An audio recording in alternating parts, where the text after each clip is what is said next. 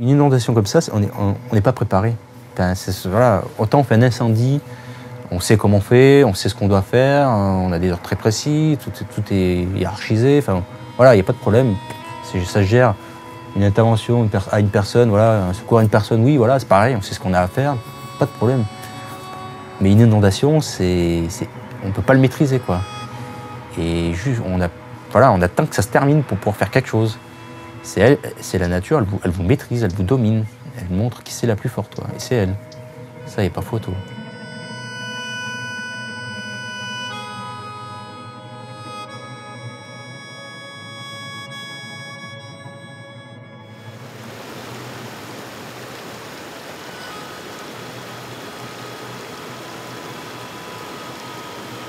Il y a un garage de la DDE qui était juste à côté, en fait, sur la rive gauche du débordement. À 10-11 heures le soir, il était presque pas touché. Et à 6-7 heures le matin, quand on est revenu, il y avait des cailloux et des arbres jusqu'au premier étage, quoi. Et des fois, je me dis, heureusement, on n'était pas là. On a peut-être évité, par rapport même à nos employés, d'avoir un accident. Parce qu'on aurait peut-être voulu protéger des frigos, protéger... et puis quand tout bascule, et si vous êtes dessous... Alors on se dit, la chance qu'on a eue, nous, c'est de ne pas avoir eu la peur de l'eau qui rentrait dans la maison.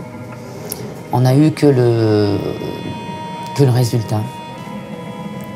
Mais c'est déjà pas mal.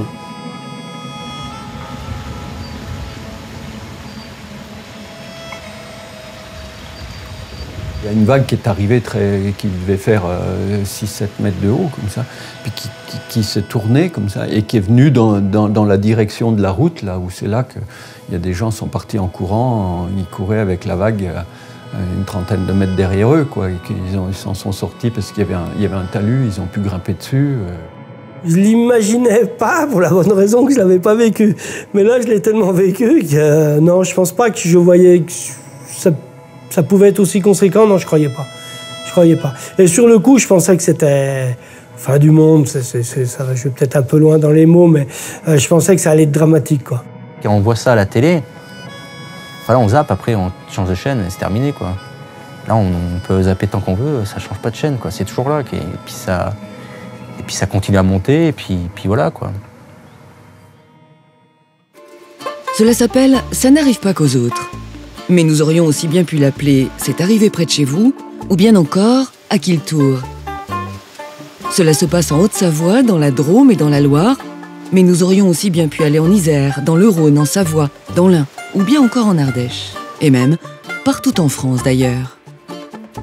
C'est l'histoire de crues qui frappent au hasard, au gré de précipitations capricieuses et qui laissent abasourdis. C'est l'histoire de crues qui s'était déjà produite il y a bien longtemps, des dizaines d'années, parfois bien plus. On ne sait même plus exactement.